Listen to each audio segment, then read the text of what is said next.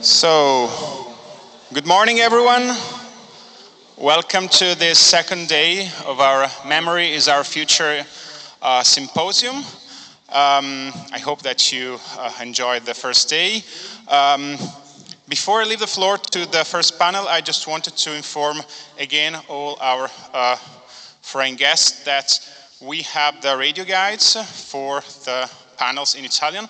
We'll have one today after this one, so the second panel will be in Italian. So is there anyone that would need the radio guide? One over there. Okay, so we can provide. Yeah. Okay, so thank you again for coming, and I leave the floor to Susanne Töpfer and her team for this first panel of the day. Grazie mille, Fede. Buongiorno tutti. Good morning. I just wanted to say good morning. Good morning. And yes, let's start. Maybe if you would like to sit, you can take, of course, your coffee. And so actually we start the next day with a rather complex, but I hope also more or less enjoying or entertaining section, because I'm very pleased to have all colleagues and friends here with me in this morning. The section is about ancient texts and new technologies. So before I introduce them briefly and before they will talk, so it's best for you, I would like to, as they say, to set the stage. No. Okay, new technologies, right. Oliver.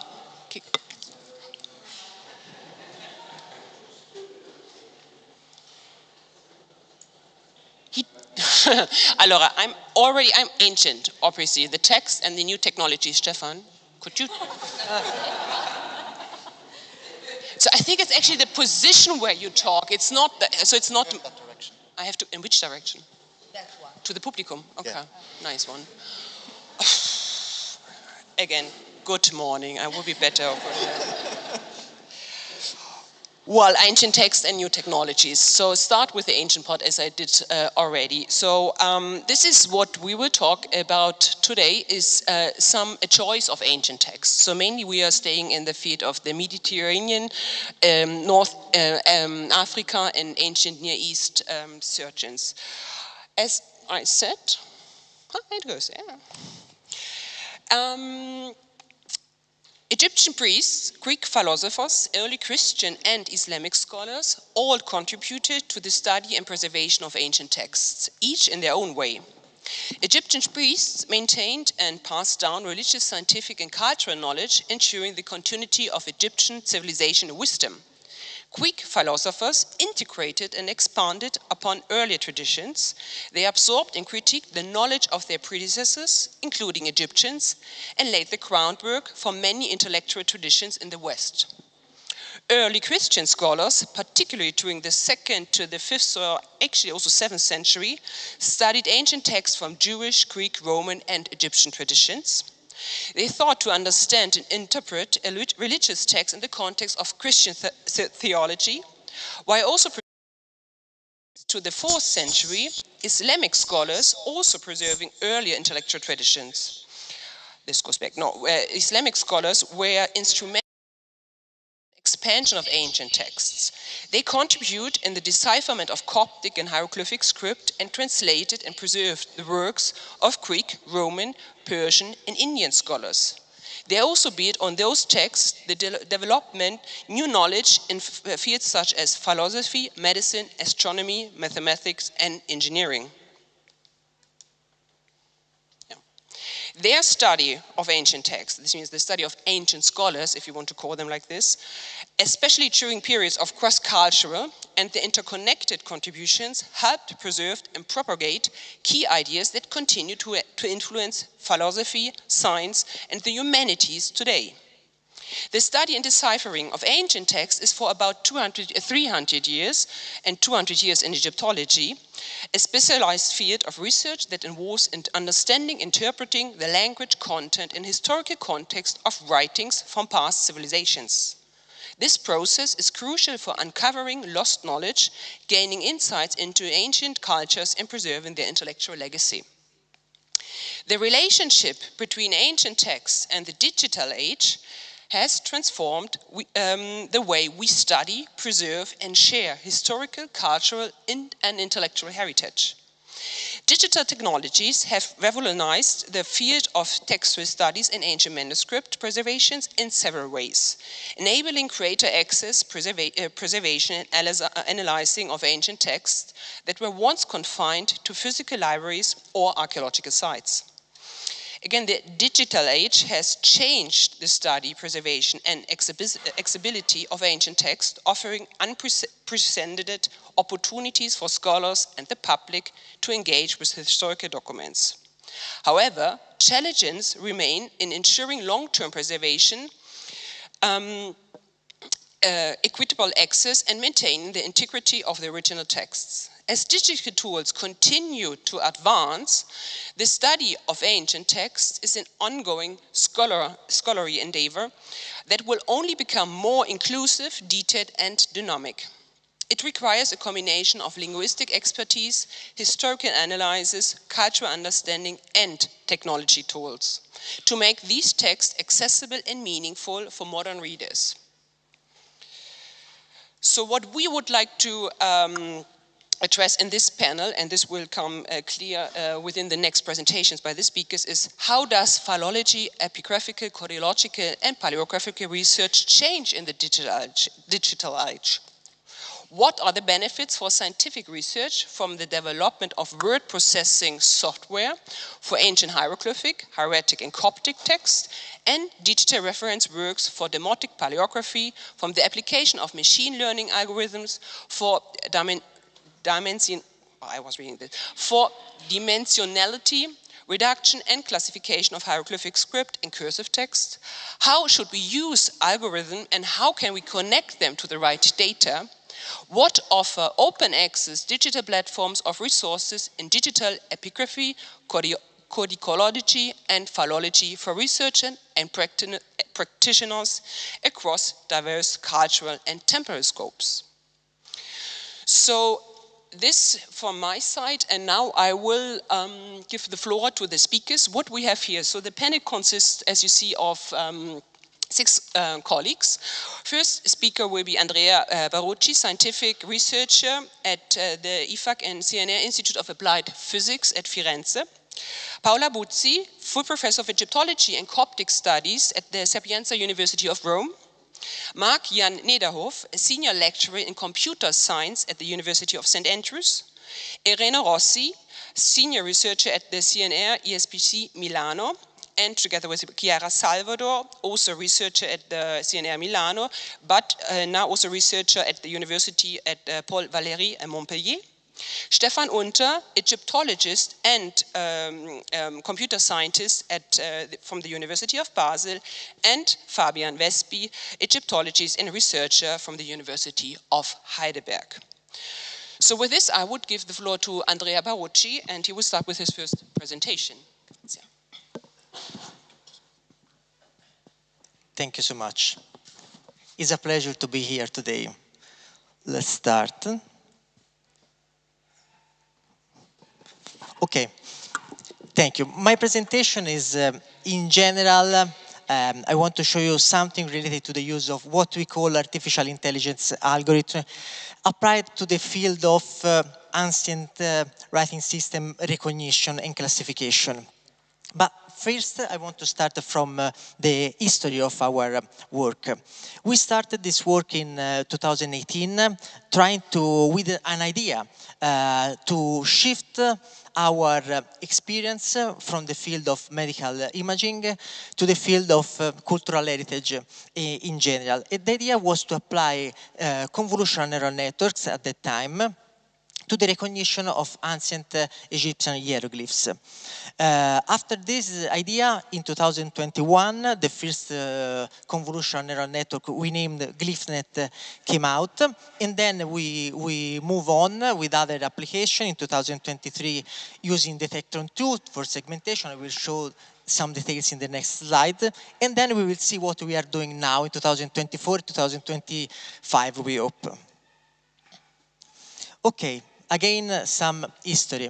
Our first neural network, GlyphNet, was a very simple neural network, able to classify just an image with one symbol inside. So the image was in grayscale, but it was very simple.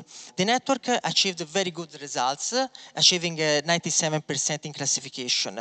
Then we moved to the next step, which was to perform segmentation, meaning we want to recognize all the glyphs in a complex image. And so in this case, we use Detectron 2. You can see in the movie some example of the first result of that time. And then we move forward. The next step was try to integrate technology, in this case hyperspectral imaging, which allowed to see image in different part of the spectrum, for example in the infrared part of the spectrum. Try to understand if our neural network was able to recover information from the corrupted symbols, for example. We applied this integration of information for this sarcophagus from the Museo Etnografico di Fiesole, which is in Florence.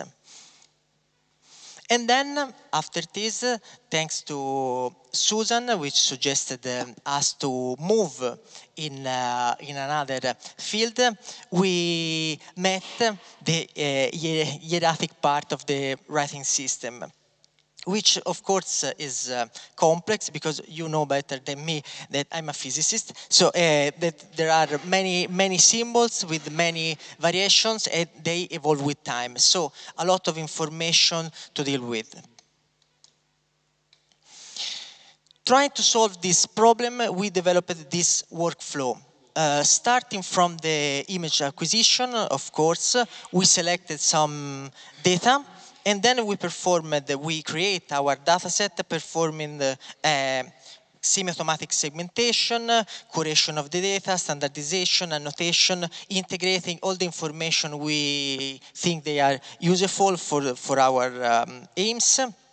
After this, we train our network to perform segmentation and then classification of the hierarchic symbols. And from now, just some details. The data were selected by Susanne. They are a bunch of papyrus, and for this papyrus we have the image, of course, and the transliteration in hieroglyphics. We selected a specific papyrus, focusing on that because it was clear for us, and we work on this papyrus. We create our dataset performing semi-automatic segmentation, and you see some example here. In this moment, we have about 800 annotations for 135 classes of glyphs. We integrate our dataset with some information we thought were useful, for example, the ACUPAL code, or information regarding the kind of ink, or the readability of the image, and so on. A lot of information useful for the next steps of our work. We trained our convolutional neural network to perform segmentation. And these are our results in just in one part of the papyrus. We obtain quite good results. As you can see, there is an index IOU, which is about 0.8 in this case. The range of this index is between 0 and 1, so 0.8 is a good result. But of course, these results are good, but we must improve. We have some problem with the symbol splitted. We have problem with the overlapping, ligatures, and so on. We have to improve our system. After this step of segmentation, we performed classification. We use two kinds of images. We use the segmented image and the mask obtained from the segmented image, and then we performed classification.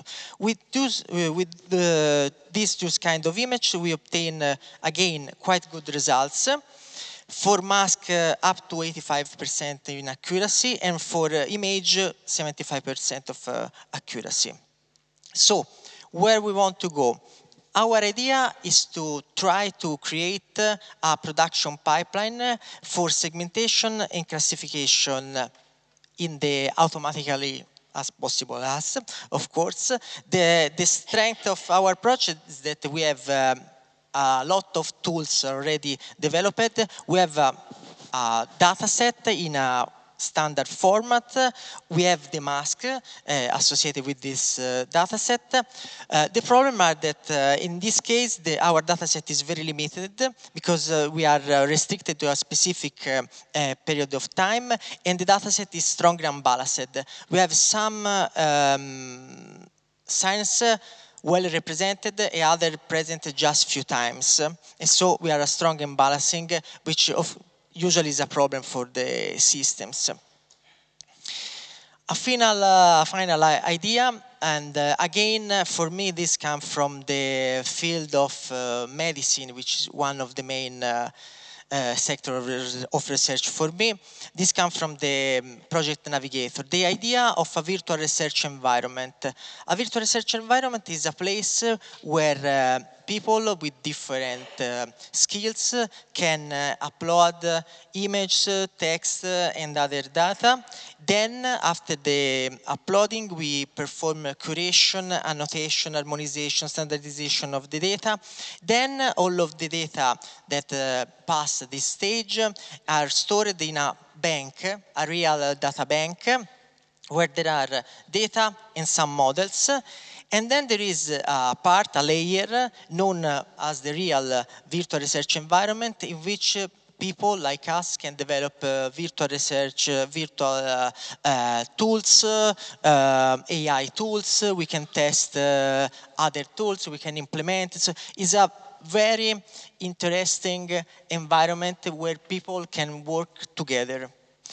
And in this layer, there is the possibility for people to work with to share information with the other people. And for example, public can interact with this environment at different level, of course. Anyone has a different level of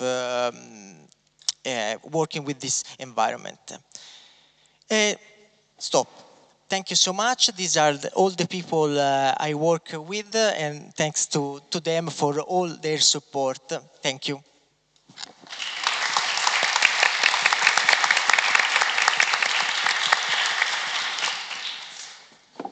Next is Paola. See Paola Buzi.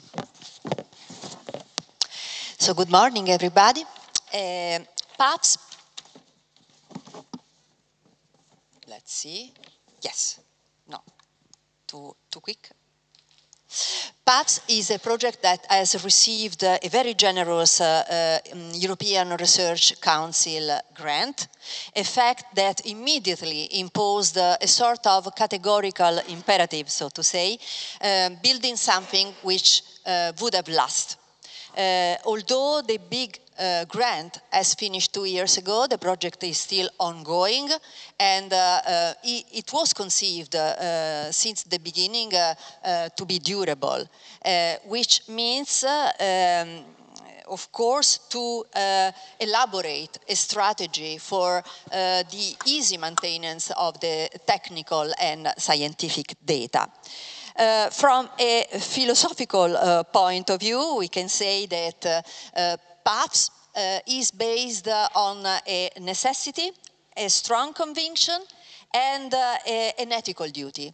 As for the necessity, this was classifying the entire corpus of Coptic literary manuscripts, a difficult task because of the state of preservation of Coptic manuscripts, which I'm sure you know are dismembered among several collections. So first of all, you have to reconstruct them virtually. The second factor, the deep conviction that a book, an ancient book, in this case, a Coptic one, either a roll, because we still have many rolls in late antiquity, or a codex, has a double nature. Of course, it is a scientific product, an intellectual product, because it conveys texts, but it is also a material object, an archaeological object with its own materiality. And therefore, the archaeological and geographical context of provenance is extremely important. Lastly, the ethical duty, producing something that after an initial investment of money, energies, was easily maintainable. As for the first factor, now the PAPS database, the PAPS geodatabase, contains virtually all the Coptic literary manuscripts that are extant, and is continuously updated as soon as new fragments are identified in archaeological excavations. From a technical point of view, it's a relational database with a rather complex but very rational ontology. It is composed of 8 entities. Manuscripts and places are probably the most important one and also the most articulated ones. A user can interrogate the database through the atlas, which is the most user-friendly output, of course, or starting from any of the 8 entities. For instance, you can browse the atlas looking for Hamulik, and you get to what you are looking for. Or maybe you are interested in knowing how many manuscripts belong to a specific author. In that case, you obtain both the manuscripts and the texts and the titles and the colophons if they are extant. Colophons in particular are extremely important. Basil of Caesarea is a special case because a lot of pseudo-epigraphical works have been attributed to him, false attributions, which is a phenomenon of typical of Coptic literature. This is a manuscript preserved here in the Museo Egizio. Is the parchment codex of biblical content. Each codicological unit, better than manuscript because of the reason that I have briefly explained before, has an ID, CLM, Coptic literary manuscripts, but any time the object under analysis has been already classified by other projects, previously classified, all the IDs are provided because of course networks are important. This is how an entry, a codicological entry looks like, more or less. We have developed a protocol of description, an ad hoc protocol of description for Coptic manuscripts. The choirs are described one by one. Colophons, I mentioned, they are extremely important because very often they contain toponyms, and toponyms help to recreate the geo-context of the manufacture of a codex. You are immediately redirected, the text, as you can see, the Coptic text is marked up, and you are immediately redirected to the description of that specific place. We have also introduced some other sub-projects, such as the archaeometric analysis of Coptic inks. Also here, the Coptic codices of the Museo Egizio have been analyzed also from this point of view. As I told you, the connection with the context is very important. This is a geographic representation of Coptic literature. So let's imagine that you are interested in knowing how many Coptic manuscripts have been produced in the so-called minor dialects and where. Here you have a saved query because you can either go through the atlas or the database following your personal questions, or you can accept our prepared answers. So here you have a saved query concerning minor dialects. You find out that they are 59 codices or roles, and then you can see them on the map, different colors for different categories of places, discovery, manufacture, storage. And sometimes more colors for the same manuscript because, of course, manuscripts are movable objects. The cartography is very important for us. So, as I told you, this is a geodatabase. We have collected, classified, re-elaborated, geo-referenced, vectorized a lot of maps, some rather recent, some others rather old. We are particularly proud of the adaptation, so to say, of the Jacotin's map, which was not an easy task, as you can imagine, but it works very well now, and I don't need to explain that it provides a lot of details concerning the ancient landscape. At the same time, since the cultural landscape has changed a lot in the last decades, we have also did an effort to relocate plans of churches which had been elaborated many decades ago. This is the case of Taposiris Magna, also by means of satellite images and, of course, surveys, ad hoc surveys. So it's really a double nature, that of the archaeological atlas of Coptic literature. Philology and codicology on the one side, archaeology on the other, and digital tools in the middle, not as a means, but as a research in themselves. I will go very quickly, and I will conclude saying that the ethical duty is not less important than the other efforts. Everything is shared, everything is published, is in GitHub, because going online is not enough. You have to explain what you have done, and we have tried to do that very clearly, so you can reuse all our data, and you can even criticize what we have done, but at least you know how we did and why we did some specific choices. Thank you.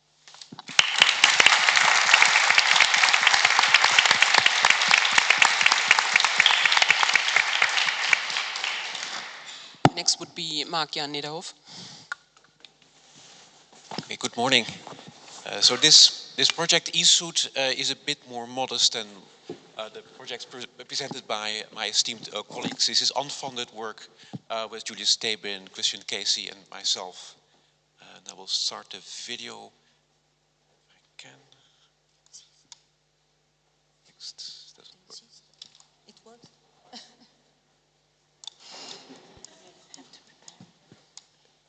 Where should I point? you have the magic finger. Okay, there it is. Okay, thank you. So the biggest challenge, in fact, was to find a place to host it. Fortunately, we found Stephan from Liège prepared to host the site. That's why you can now see it online.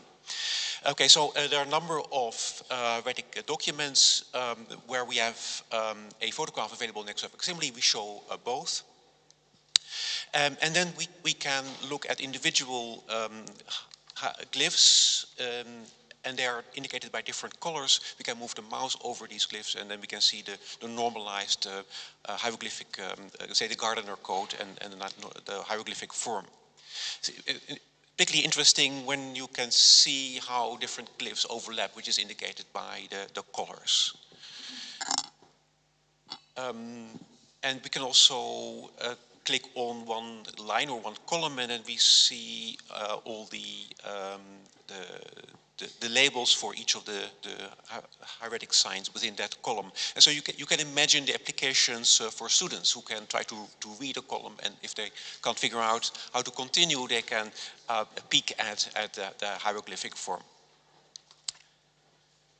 And so we can always also toggle between the view as the facsimile and the view as the photograph.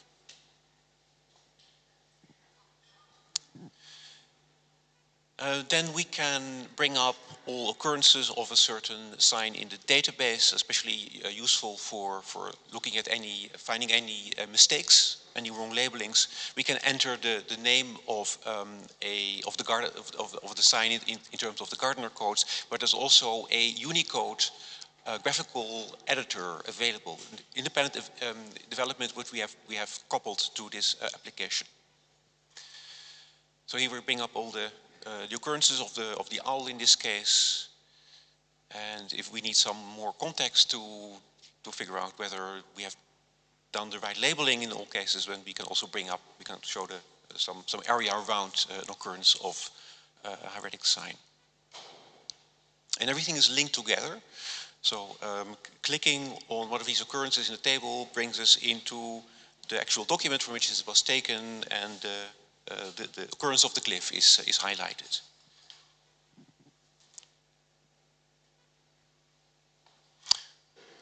Then there's an overview where we have one row for each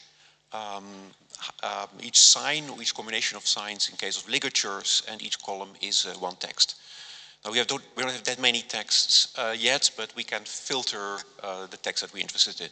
Again, everything is linked together. Different views are linked together to look at the database. Now, the actual purpose of this was dimensionality reduction. This is work that started with Christian Cabin, Julius Stabin's MSc thesis. Similar work has also been done in the Akupal project. So here we take the owl and we apply dimensionality reduction. There's several techniques that are available.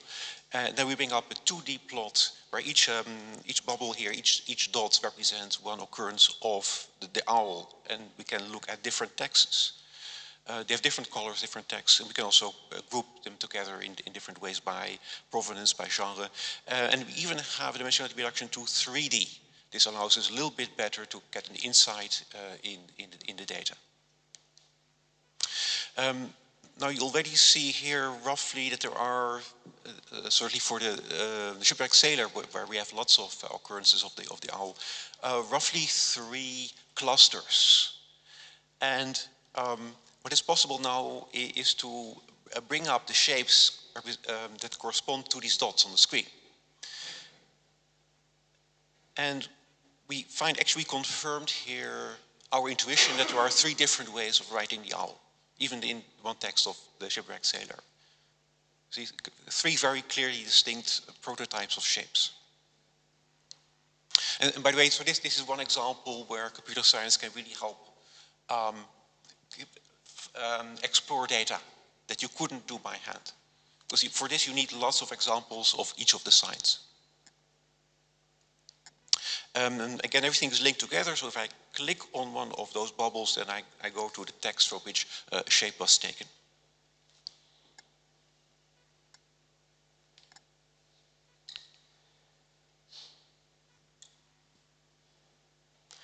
And then the last page is more of an afterthought.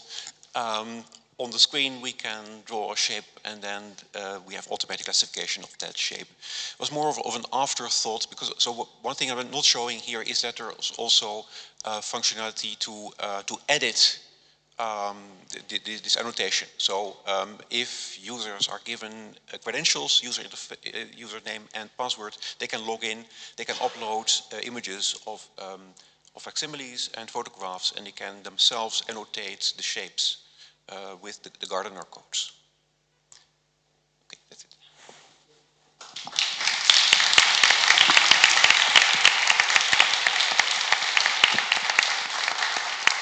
Thank you very much. The next presentation is a joint presentation by Chiara, Salvador, and Irene Rossi. You start. Yeah, you share the mic so it's easy. No, I have it. I have one, but since we're going to switch. Okay, so good morning to everyone. My name is Irene Rossi. I'm a researcher at the CNR Institute of Heritage Science, and I am an epigraphist specialized in the pre-Islamic corpus of ancient Arabia. And good morning, my name is Chiara Salvador. I'm an Egyptologist based at the University of Liège. Whatever, Montpellier. But until 2 weeks ago, Irene and I were working together on a project at the CNR, which we'll be mentioning later on in this presentation. Yeah, it worked. So I will start by introducing just briefly the Sith database project of Karnak, which I've been involved with since the start of my thesis in 2013 as an editor, and that I recently began coordinating under Sébastien Biston-Moulin's scientific direction. Much to the disappointment of Star Wars fans, Sith actually stands for Système d'indexation des textes hiéroglyphiques. Sith is an online platform that aims to inventory, collect, organize, and provide access through a single tool to all textual and iconographic sources originating from the Ammon Temple complex at Karnak. These include all monumental hieroglyphic inscriptions on architectural structures and movable objects such as stelae and statues, as well as graffiti, which is my specialty, carved in non-standard scripts such as hieroglyphs, hieratic, and demotic. The goal is to analyze and exploit lexical data and to produce and disseminate a comprehensive photographic and epigraphic record of all these sources. As of now, the database has released almost 8,000 entries online, but more is yet to come. So each entry is anchored within the temple's topographical framework. So you can make a query by monument, for instance, but you can also do a search by chronology, and the little bubbles next to the king's names are actually the number of entries for that date. This is an example of a typical entry. In this case, this is a monumental scene from the hypostyle hall, as seen from the front end. The entry shows the scene title and its unique identifier, the topographical details on the green bubble, the high-resolution photograph for autoptic reading. When available, more archival images will display, details of dating and the material, and of course the transcription and transliteration. There's also a selective bibliography and all the data relative to the entry itself in compliance with Dublin core standards. So all transliterations are currently being encoded in XML for indexing in accordance with the TEI APDOC standards. The indexes include words, royal titularies, theonyms, persons' names, and toponyms. Indexes can be consulted independently of the single epigraphic entry, of course. So they display all occurrences of the word in the corpus with further links to other dictionaries.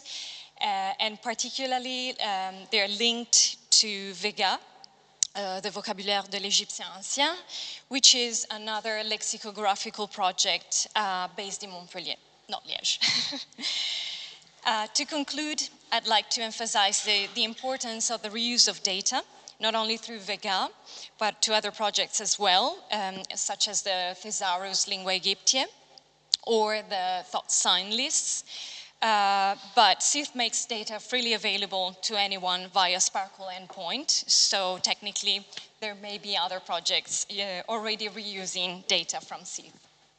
Thank you, Chiara.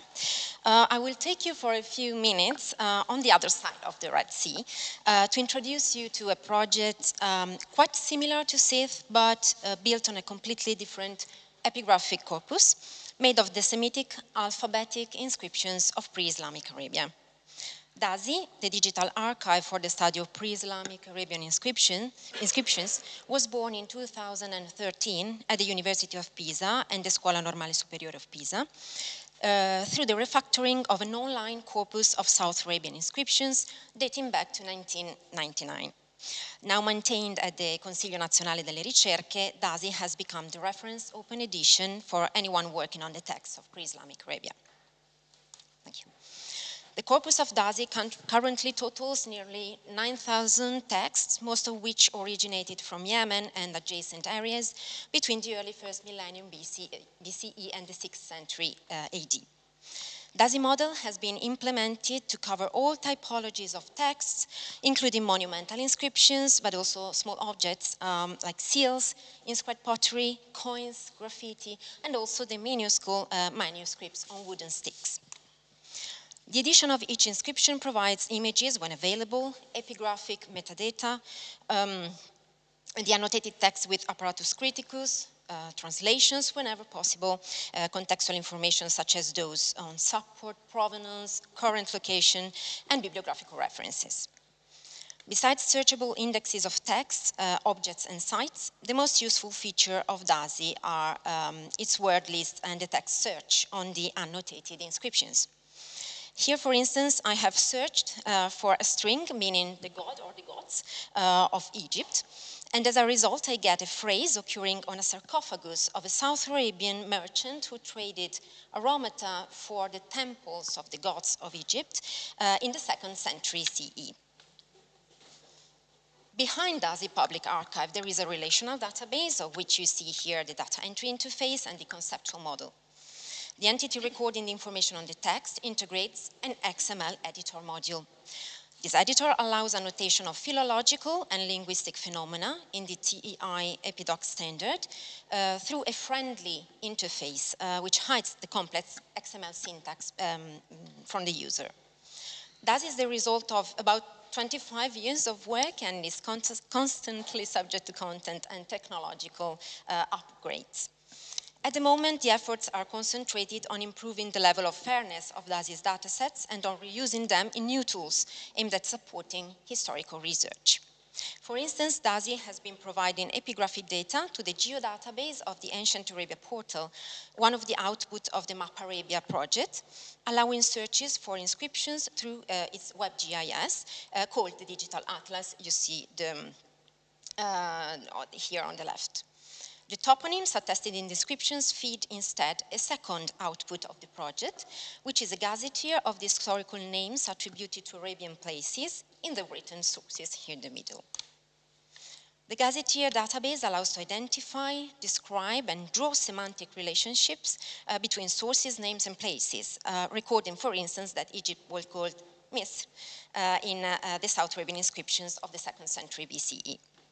The gazetteer is constantly synchronized with DASI, which is important, allowing to overcome the risk that imported data become obsolete when DASI's text editions are improved or new inscriptions are added into the archive. The gazetteer is openly browsable and its interoperable data are exposed via an API in JSON linked data format. DASI onomastic items are also exploited in a further semantic tool developed at the CNR. It is a prosopographical database supporting research on the network of people, social groups, and deities mentioned in the ancient Arabia texts. For instance, from the epigraphic mention of the names of several Egyptian wives of South Arabian men, who in their turn belong to specific Minian families, Prosa, which is the name of this database, allows to infer the number and the names of the families having bonds with Egypt as represented on this map. To conclude, for my part, besides direct reuse of data in spin-off projects, DASI openly exposes them in various interoperable formats via APIs and in an OEI PMH repository, which allows, for instance, automated data harvesting by Europeana. Moreover, all DASI's data until 2016 were integrated by the Trismegistos aggregator.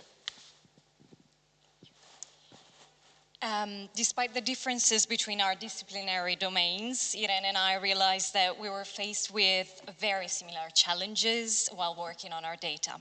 So one of the issues we both encountered, and which is shared by the larger community of digital epigraphists, is the difficulty in keeping up to date with the rapidly evolving landscape of resources and methods related to epigraphy. So we have been trying to tackle the problem by developing an open access platform called the Open Digital Epigraphy Hub, or EpiHub for short, in the frame of a large Air project funded to CNR called Humanities and Cultural Heritage Italian Open Science Cloud, which is a cluster of 4 research infrastructure, namely Clarin, Daria, Iris, and Operas. The EpiHub, which is part of the IRIS, the European Research Infrastructure for the Heritage Science, is a recent catalog that describes data sets, tools, softwares, and best practices relevant to the study of epigraphy. The idea at the base of it is to offer users a platform through which to discover resources, be they epigraphic corpora, dictionaries, translation tools, paleographic software, gazetteers, and so on. Each resource is thoroughly described as regards both content and technological features. Semantic relations with other resources are also recorded. Here, for instance, DASI resources connected to the TEI EpiDoc resource, which it uses to encode texts. EpiHub allows advanced searches, also by language, script, geographic and chronological coverage, with emphasis given to some technical aspects, such as the media types, the data formats, licensing, and all the information allowing users to assess the level of accessibility and reusability of a given resource. So EpiHub will be launched next year, and we're looking forward to engaging with the wider community of epigraphists so that we can represent all of your projects and all of yours. And to conclude, we have listed here in this final slide a series of themes that we have briefly touched upon and which may contribute maybe further to the discussion of this panel. Thank you.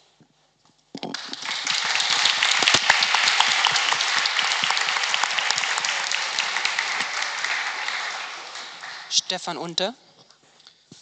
Good morning, everyone. It's a pleasure for me to speak a little bit to you about the work that I've been conducting over the last 5 years, and also introduce a software that I've been developing. So first about my PhD thesis, basically, which was conducted in the Crossing Boundaries project. You can see the logo at the bottom right, which was a joint scientific endeavor between the universities of Basel in Switzerland, the University of Liège in Belgium, so here there is Liège, and of course the Museo Egizio here in Turin, namely of course with the help of Susanne Töpfer. So we've been working at the ancient Egyptian hieratic papyri coming from Del Medina, and I think I don't have to explain Del Medina a lot to you, that famous worker settlement near modern-day Luxor, where those workers lived to, for example, build the tombs in the Valley of the Kings and the Valley of the Queens. And you most likely know all those famous papyri coming from there, for example, the gold mine papyrus here in the house. But in our project, we specifically worked with fragments that could be found in the Papyrotheca, in the magazine, more than 12,000 of them, and you can see how tiny they can be on the pictures at the bottom. So it was the work of this project to analyze, study, preserve, and kind of puzzle them back together. And you might figure that it would be great to have some kind of computational method to help us in this endeavor. So this was basically my work, and this is the general idea of my thesis.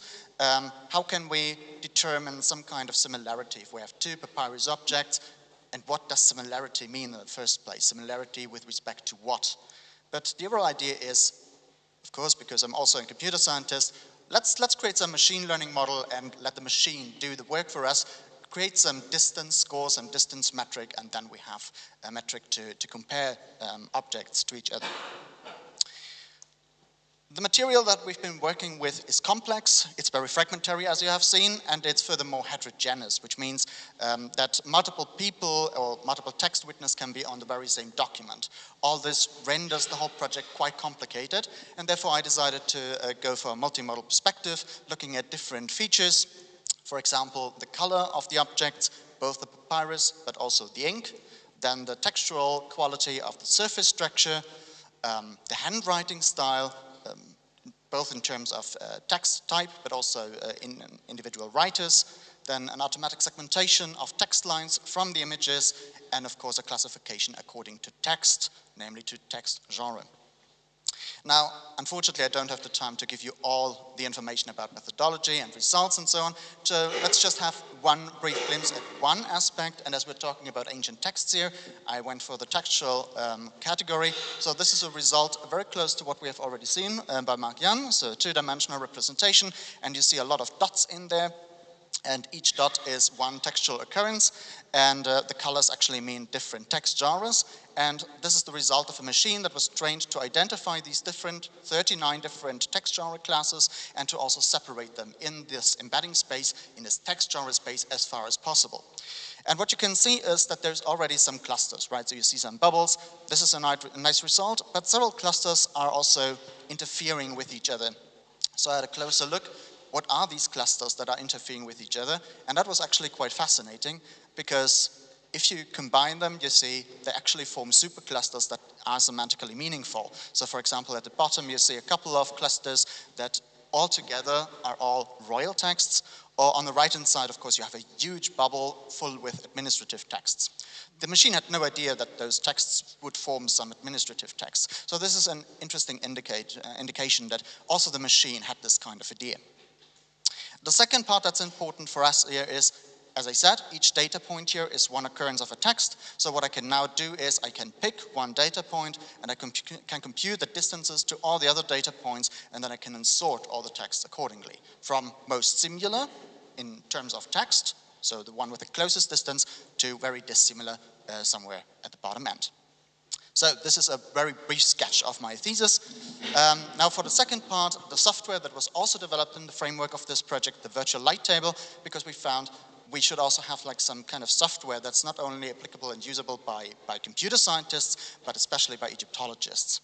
So this is the main view of the virtual light table. It's just a digital desk where you can upload digital images, and then you can move them around, rotate them, and create digital reconstructions. You can do that with papyri, but also in general with any kind of digital image of an object. As I said, we were working with, it has some loading time. We have worked with the Museo Egizio. I think I have to restart from here for the video to start. Yes, we have been working with the Museo Egizio, and here, of course, we have the TPOP platform, the Turin Papyrus Online platform, and we have a direct connection to this platform. So here in this collection view, you can see all the fragments that we've been working with, recto and verso, so front and back, and also on the right-hand side, you have further information, for example, joins that have already been identified by scholars, so you can quickly add all these fragments to the desk if you want to. Well, papyri are objects where we have two sides, at least a front and a back, and it would be nice to register them easily, but sometimes they come in different sizes, or they are misoriented or not in the same place in the image. This can also be solved with machine learning. Here in this particular case, you see I have an, okay, I admit it's artificially created, but it's not aligned front and back. So what I'm doing is I'm using a machine learning model to automatically segment the papyrus. So in a second, hopefully the computer will identify where there is papyrus in the image. Yes, there it is. There's still some minor mistakes, for example, for some labels or some tape and so on that has a surface that is very similar to papyrus, but that can be corrected manually, which I've been doing here on the right and also on the left. And on the right-hand side, there's also a couple of minor holes in the image. I sped that up, the correction, in a second, I hope. I think I did that, yes. And if I now press at compute or at cut, it simply cuts out that papyrus fragment and automatically orientates it correctly, such that I can then flip the object accordingly. On the right-hand side, you can see the result.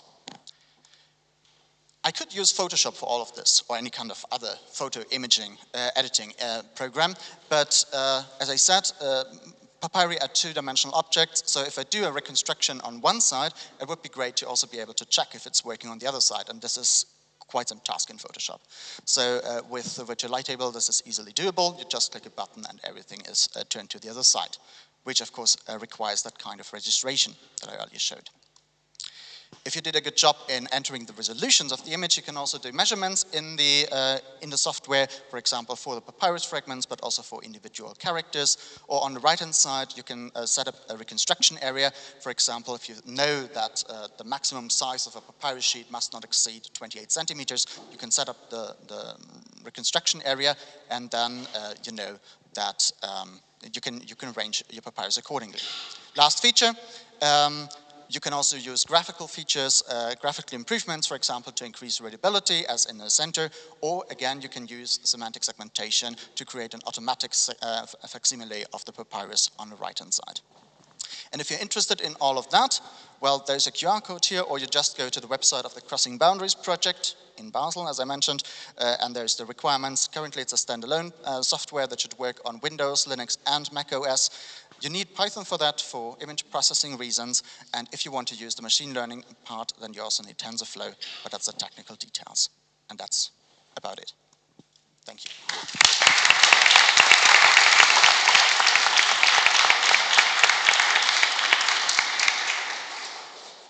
Fabian Wespi. Good morning, everyone. I'm going to present to you in the next few minutes the Demotic Paleographical Database project that is based at the Egyptological Institute of the University of Heidelberg and funded by the Deutsche Forschungsgemeinschaft. A project that is worked on not just by me, but also by two of my colleagues, Claudia Maderna-Sieben and Yannick Korte. And I actually want to skip the first slide because I guess you all know what Demotic is. It's not only a stage of Egyptian language, but also a cursive script appearing rather late in the picture. And we jump right into the question, what is the Demotic Paleographical Database project?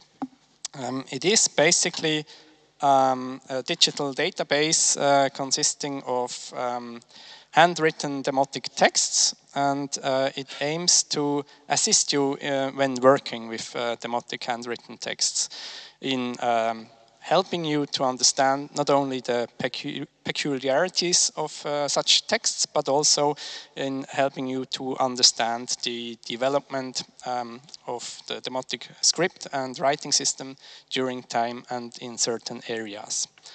The project and the database is designed to give you efficiently and easily access to material for comparison. And yeah, the idea is also that this material for comparison can give you ideas about reading suggestions, and ideally it can also inspire you into paleographical and orthographical arguments. So in order to give you an insight of what the Demotic Paleographical Database project is capable of, I'm going to present to you some examples of how to use it. 3 examples related to questions of paleography, of orthography, as well as phraseology. And we start with the first example, and I would like to imagine yourself being confronted with an undecipherable demotic sign, something that happens from time to time when you work with demotic texts. And in this case, you can use our web application, and you, for example, can draw the shape you're dealing with in the square field at the top of the page in the search area. And then you will be confronted or you will be given some suggestions of what sign it could be, and you can then select the one you consider to be close enough, and then, as you can see here, the entry of the sign opens, and when you then select again the shape you seem to be dealing with, you get the results, and you will realize now that this specific sign variant is not very common, but it occurs only in around 1% of the examples included in the database. And then you can check, for example, the examples that are included in the database and continue working from there. But we will switch to the second example, and this is about the characteristics of spellings, and is more on orthography, focused on orthography. And again, let's imagine that we are confronted with a sign that we can't read, but in this case, we may be able to read at least some of the context of this sign. And now we can do another kind of search that we will do immediately. In this case, it is possible to create a query or a search indicating not only the signs that you are sure how to read them, but also to combine them with a query where you can draw the rough shape of a sign that you are confronted with. And then you can perform a search, and after having clicked on the search button, you may then maybe find out that the spelling you are dealing with belongs to the word repair, temple, and you can then check all the different spellings of this word included in the database, sorted in different ways, and you may start to realize that this spelling with this vertical initial stroke, or the I, occurs not only after early Demotic texts, but mainly in northern areas of Egypt. And why is this so? The database doesn't tell you that, but it might inspire you into thinking about syllabic sonorants, or you can go on from there with your work and create an argumentation. But we switch to the third example. This one is about the reconstruction of a clause, and it's kind of a real-life example. Again, let's start with some things that you may be confronted with when working on demotic text. In this case, you are working on this fragmentary line that you can see in the upper right corner of the slide, and you may be able to read at least some of the words, maybe Jebat U on the right and Ren name on the left, and you see there's a small lacuna in between, and maybe this lacuna challenges you, and you want to try to find out more about what is written in the line. And now you can do another kind of search, where you can indicate the words that you were able to read, so Jebat and U. Then you can add an option saying that there's a gap of, let's say, up to 3 words, and this lacuna is then followed by another word, Ren. And now you will be presented with 11 results, and if you go through all of them, you will realize, and you have to trust me on this, but if you would read them close enough, you will see that all of these 11 results belong to the same clause on protection against unauthorized claims used in demotic documents. And this allows you then to not only reconstruct the gap between Jebat and Ren, so you would have to read there and Ren E. And it also allows you to read or to reconstruct the whole clause or the whole line of the text. So this really is nice to do if you are dealing with unedited demotic texts. So is the DPDP, the Demotic Paleographical Database Project, really necessary and useful and helpful? I see I'm running out of time, but I just want to give you another example, another real-life example. In this case, we have a fragment saying just year 6. It's the beginning of a legal document, and that is more or less all of what is known about this fragment. So we don't know when it was written and where it was written. And now, in this example, we check the paleography of the word Renalier in our database. And yeah, it starts. And then we try to figure out what are the characteristics of the spelling of this word on our fragment. And you may realize that there's this wide horizontal line reaching over all of the other parts of the spelling. There's also this circle that is empty and doesn't contain any dots or strokes. And the third feature is that the right vertical stroke surpasses the left one. And when you select all the variants that share these 3 features, you will be presented with 5 attestations or examples in our database out of 400, so just quite a few.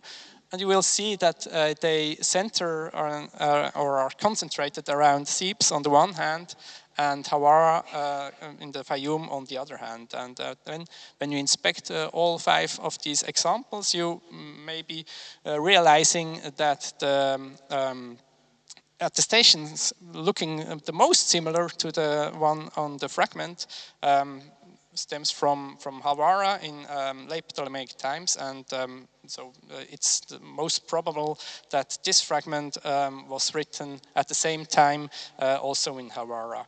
And so in just a few minutes, the information gained and extracted out of this fragment has more or less doubled, and might also tell you something about the collection keeping the fragment. So this was just a short insight into the Demotic Paleographical Database project, and I hope I could convince you of its benefit. Thanks.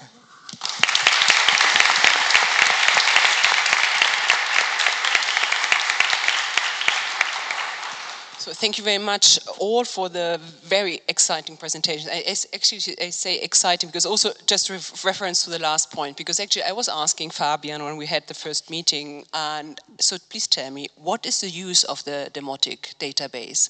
Because no, actually in general, because I have to say I'm working with a lot of those projects, but the first time that I see all the outputs of this kind of projects, and I have to say this is fantastic. And I say this because not because they use a Turin papyri, because I'm really say absolutely you are absolutely meaningful. So the project, no, but in general, all of those projects, I'm really impressed with this. What I like that I think what we saw that there are so many similarities, and not just using, of course, the scientific backgrounds. I mean, the computer scientific backgrounds like using XML, TI, etc. But what was really great is when I saw this actually, thinking about when we studied 20 years ago, when you wanted to really read Hieratic, Demotic, Proto-Arabic, etc., what we still tell our students is use the dictionaries, the books. This means it took so many years, I mean, the older generation even knows better, so many time to understand, okay, what is this hieratic, demotic, hieroglyphic sign actually, what is the meaning? What we have now, which was presented really now, is this is a huge deposit, a cloud of not just of material, not just of images, but it's a cloud of dictionaries, of tools, etc. This is really making research faster. Very much faster, but also actually very much detailed, and provides you with so much more information. So, so this is what I'm really impressed of, because we're still using this, and also because what we have here presented is tools which are not just really so great for researchers, already ongoing researchers, but really educational tools. Because it is, I think, all of this, I mean, working with epigraphical studies, with paleographical texts, it's really, I think, using this for, in hieratic, in demotic, etc., in Coptic studies, in all kinds of fields, it's really important. However, I would always still say is please use also the old books, because I think this kind of, it is important really to understand a little bit how the data are proceeded, because in the end, we use the digital tools. But what I think, because I was always afraid of this, and now I come to you, because is that I still was wondering, are we scientists, historians, are we now obsolete? This means, do we need to do our research? And what I think is, of course, because in the end is, we have still, I mean, the computer scientist knows that, we still have to provide all of you, and we have to provide the tools with our knowledge. I think what I saw, especially with Andrea's paper, is that you work on the material we provide, but I mean, we have to tell you what is the output, what does all the colorful images mean in the end for this. And so I think in the end, we are not obsolete, and I think we are not obsolete in the long time future. So, and also just before, I want to, something, this is a little bit also connected to the panel by Antonio Loprieno yesterday, and also what Corinna Rossi said, for example, is, and this was some points, for example, the terms like the ethical aspects. What I actually also realized is we're talking about open access, digital preservation, long-term preservation of, in this case, written material culture is, what I also realized, for example, that we in the museum, for example, we have to take care of the digital preservation also of our written material culture. But what I realized in the end is we provided so many images of our objects to all of those, not all, nearly, not yet, all of the projects. But this means actually that they are stored in so many cloud projects, which in this case is gives us hope for the future, that in case something, I mean, might happen in several cases, but also they are developed. But however, and this is maybe, now I come to a question, is I think what I'm always worrying is about what about the sustainability? How do we preserve all these technical tools in the long term? Because more or less all the projects are funded by European funding, national funding, etc. So what do we do is that when, for example, what happens when the money stops? When the websites are not under maintenance, so what happens with the data? And I ask this because I'm afraid also what happens to our, for example, image storage on the museum database in a long term, because we don't know this yet. But actually, how can we provide the assurance that we have all those fantastic projects online, ongoing, forever? The floor is yours. Yeah, sure.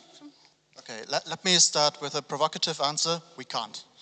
So, and I have two answers for that. Number one is actually a story that I have from Basel, where someone working in digital humanities told me they once got a server from an old project and they had saved the database on there. Of course, it was locked with a password. Nobody had written down the password. The people were all gone, so they had to crack into the computer to get the data back. So this is already, like, in computer scientific terms, an ancient thing, and it is a problem. And from a computer scientist view, I'm looking forward to your answer to that. But I would say things are changing so quickly. Like, what we're developing today will not be up to date anymore in 5 years. Mm-hmm. So the methods, the machines, the model that we create are useful in the moment, but they will not be useful even in the near future, unfortunately. There are some endeavors. I know that, for example, for Switzerland, in Basel, we have an organization that is at least trying to keep the data in a more or less standardized version that it can be used for a long term. And we also have the Swiss National Archive, which is also involved in archiving formats and so on. But the specific algorithms and the techniques and the methodologies, I presume that they will be gone and also, to be honest, outrun at a very near point in time by more modern technologies. Mm. I think this is probably exactly also because there were a lot of technical information provided by all of you. Is what you just said is really important, is how we produce the data, right? Because it's not just, for example, in my case, scanning the images. Because as you said, in a certain way, I mean, TIFF images or JPEG images, raw details, whatever, they have to probably conveyed in a certain aspect in 5 years in order to present. So in the end, it's what we produce today, if this is in digital images, 3D images, but also the output, like the paleography, etc., it has to be changed later on in order to really, this means also what we do later on is we do we work on ancient digital technologies, right? In the end, and it's ongoing. Yeah, I see. No, but I think actually maybe at this point, if there are questions from the publicum or comments, please feel free to also comment, because there might be some colleagues sitting who would like to be here. The director would like to ask something. Well, thank you for your amazing presentation. And well, I have a question which goes much further, much broader, from starting with what you said and picking up on what Susanne was saying and what Antonio Loprieno said yesterday. I mean, we are really on the verge of a different way of thinking and using the way we operate in society. And to me, Loprieno yesterday said well, when writing was put forward, I even make a comparison to Athens in the 5th century BCE, when you all went from oral transmission of text to written transmissions, and then people all in a sudden decide to have another kind of education. They didn't need to learn 24 books of the Iliad and Odyssey anymore, because they were written and they could do things differently.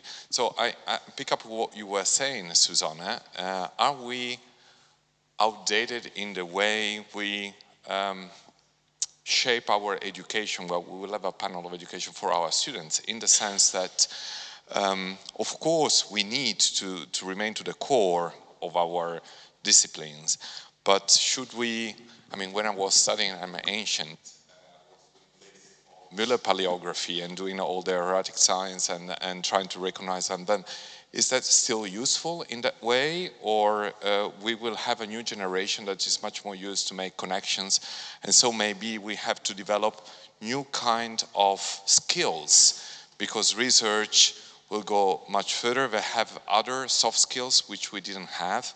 And how can we deal with that? I mean, it's very theoretical. I don't know whether maybe Paola, you have some ideas on that, because it's very compelling. I was thinking how much time I spent trying to understand the wedding contracts in Demotic, and then you just showed us the sign, and then it tells you what sign it is, and I felt a little bit outdated completely if I look back on my Demotic notes. But I think this is also a question.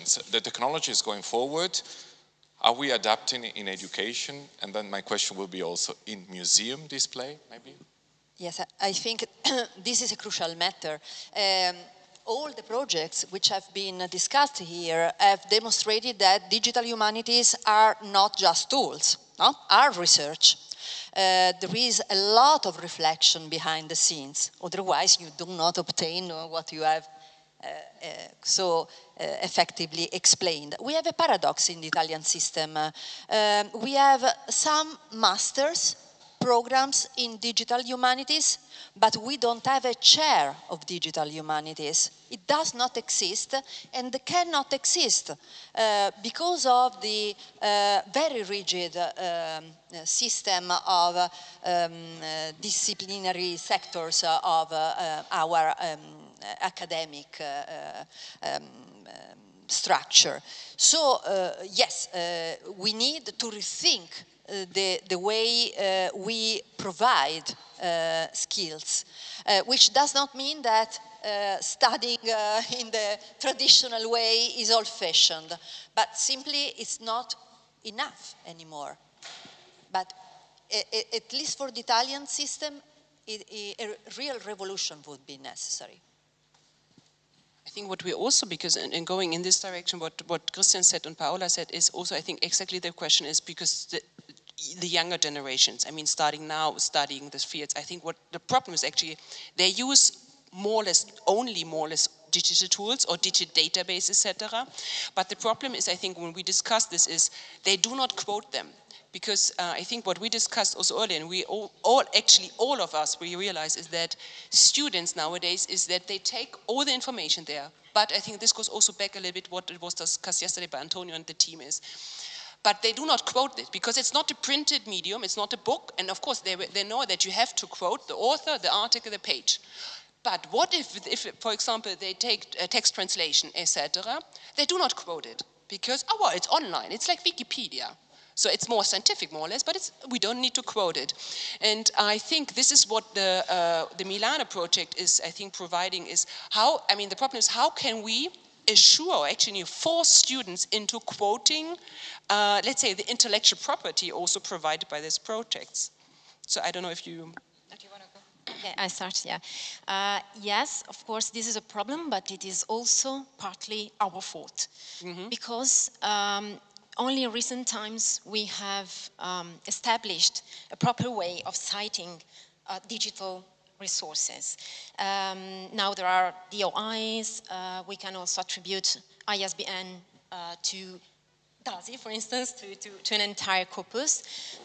But sometimes, and mostly when projects are old projects and have a background, a very old background, they have to cope with technological and standardization advancements. And so, for instance, in DASI now we are integrating all these information that can be useful for citing, so to recognize authorship, a date of issue of that resource, because this is the problem, citing the year.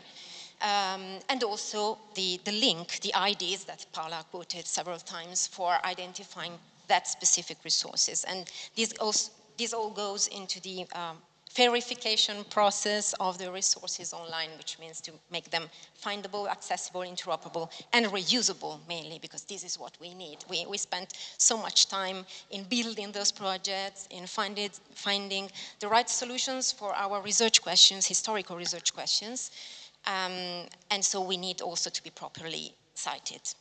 If I may add something on that, there's also, well, a matter of education. So as we teach students at universities how to cite properly paper, traditional publications, there should be something on how to cite digital databases and more.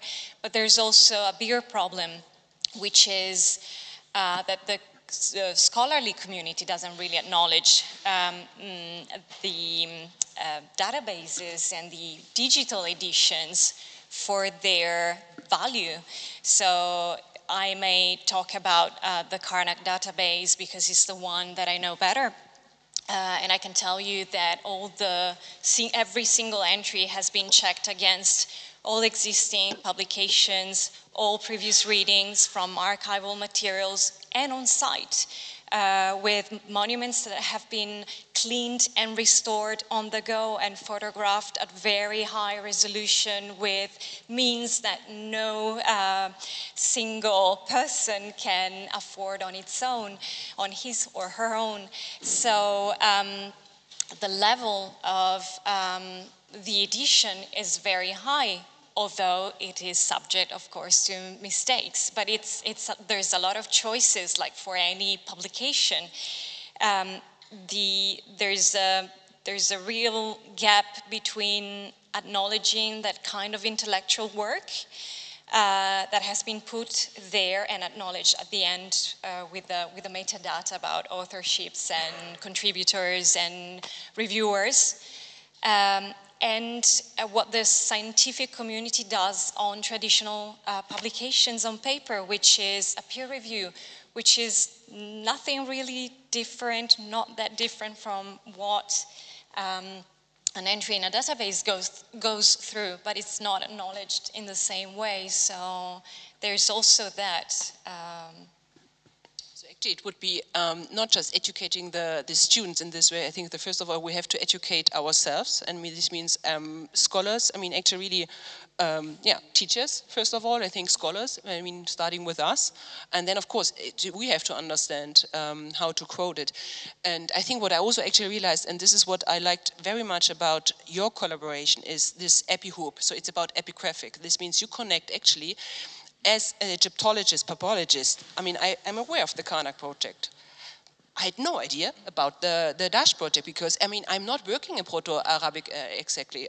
But what I liked is, okay, to collaborate, to connect the databases or the projects, like epigraphical works, which is also fantastic because this means you have one website, you have one tool, and this is also, you can check what you have. For example, in papyrology, this means we don't have this yet. We don't have one, for example, one database where you could check what are all those databases. For example, we have the Demotic, we find the Coptic text, the virtual light table, Isud, etc. So this means you have to know, actually, this means, of course, I'm aware of the hieratic database because I'm using this more on hieroglyphic. Of course, I know Demotic because I'm providing images, but I'm not working with this. So this means, for example, I know Greek, but this is, I think, is also a little bit what is missing in papyrology is, for example, the connection of all our data, because also actually, and now I'm a little bit probably mean by asking this, but when I, for example, saw what Mark Jan was presenting, also Stephan and Andrea, I saw a lot of the same colors, the color for hieroglyphics. So you were, I mean, for me as not a computer scientist, it looks very similar to me, and I was wondering, wow, all three of them did the same thing, obviously not knowing each other. So for, no, I mean, I'm really mean now. But so, of course, because you start with the same thing, but the question would be also, I think, is this not another tool? So what does it bring to me? Because I saw this already by Stephan, now Andrea is doing the same, Mark Jan is doing the same. I'm over, exactly, it's clear. So no, but I think also the problem is really, I mean, there are connections and there are collaborations, but they know each other. But we as users, for example, have no idea about this. And this goes what Chiara was exactly pointing out, the fact that this is really fundamental research behind it. But however, as a plain user, you go to the internet, you see something that, is it really necessary? I mean, does it really need something? And then, again, I saw this. And I think really to make all the work more visible, but also in a collaborative tool, because in the end, what we all need is we need also to engage scholars and colleagues working with us. Because, for example, I mean, there is project, there is funding. This means there are people hired for this, but there is too much material to process. And this means, for example, that it is also that we need to engage colleagues in providing, for example, information, maybe in forms of translation of demotic texts, or providing images, for example, to these projects in order to continue with them. And again, in order to network in the end. So, for example, if you want to say something for the colors, I mean, you of course know, but I mean, it's a computer scientist aspect, as Andrea was presenting. Just colors. No, I know, but there was more behind this, yeah. There was not actually quite an question behind it. It was really more like an observation. Is there something, because actually I think we are need. Oh yeah, Vincent. I don't know. Thank you. I like very much the discussion you have in front of us, and it is not provocative. Isn't it digital humanities which come with obsolescence? It is embedded in these techniques for the time being, of course. But one thing, and you mentioned it, you know, with your joke on the codes from Basel, you know, that the code was lost. And so what we are facing is a challenge, an endeavor, which is to adapt. We have no choice. We have to adapt to digital, our researchers and so on. So it is only possible because we had the previous work of Müller, of Gardiner, of Posner, whoever, you know. And digital impose their obsolescence, and we have to deal with all that. And of course, there is no other way to escape. But this is a challenge. It is not a question of we are doing always the same thing, you know, generation after generation. I don't see any iota of difference between the understanding we were wanting 50 years ago and the understanding we still pretend for nowadays. This is the same.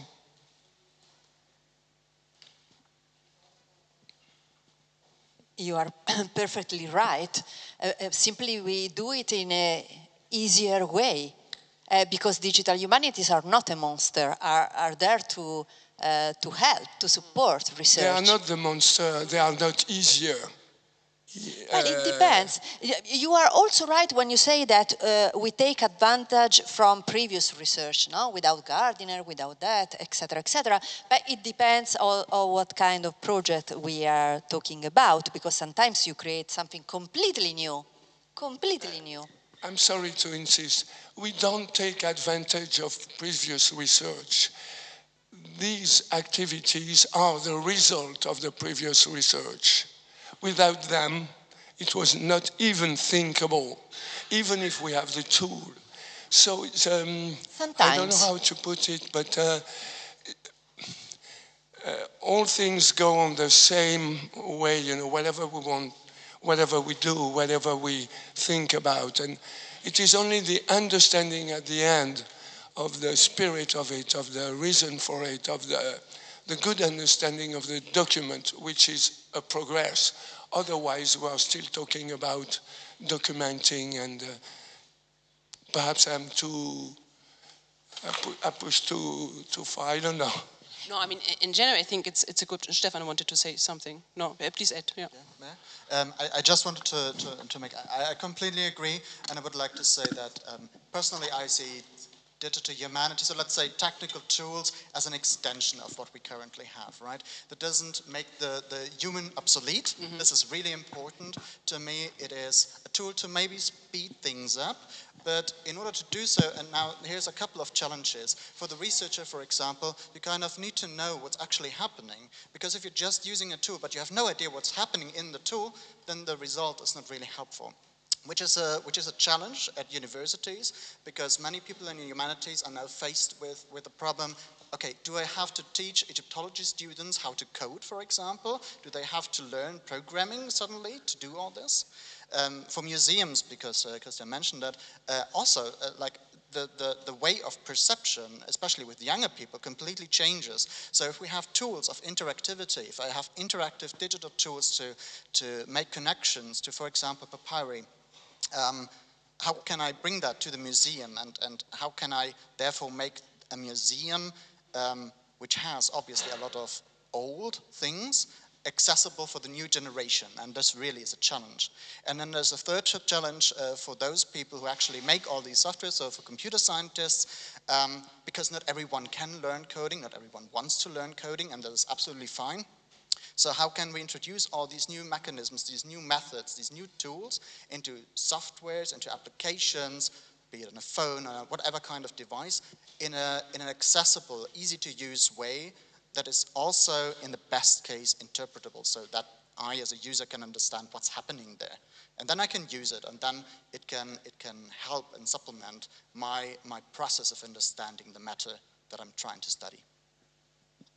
If I may add a little note on that, you mentioned obsolescence, and that's a fact. It's a challenge we deal with every day with digital tools.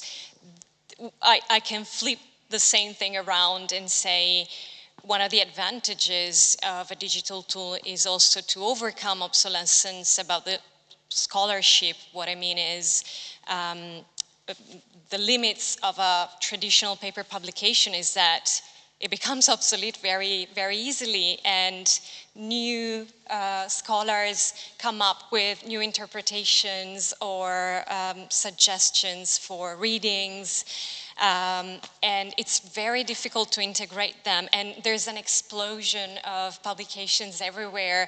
Articles are published like dozens and dozens every month, so it's really hard to keep up, and having platforms that collect data from a single environment, for instance, a single context, may help keep up and integrate all these different propositions, for instance, and update. I'm sorry, we are not talking about propositions.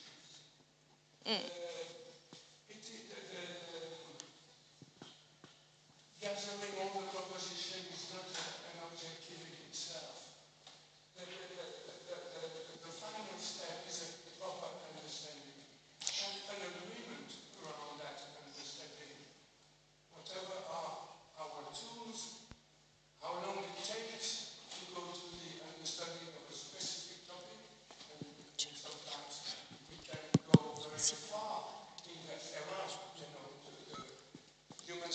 lies in ancient Egypt has been a huge topic for decades. The new research is not that we gather every opinion. No, I agree with you. And this cannot be the case because, of course, there are there are proper understandings and wrong understandings. And our debates are just here to sort and to discuss and to debate what is the closest way to understand Egyptian mind, ancient Egyptian mind. So, but I'm too long. No, I think what we should actually, what we could do, I mean, no, it is a very good discussion, and you're absolutely right, but I think in general it's a discussion. This means nobody's right, nobody's wrong. As the same with research, you know, I mean, it's the same. You also in research, you can, oh no, you're wrong. I mean, sometimes it's probably that you can say, no, it's a wrong reading. But no, I think what I would propose is that let's continue over coffee, because I think in general, but no, I absolutely got the point. So I would thank you very much for the point of the questions, and thank you very much to all of you. And now let's have a coffee, tea, cookie.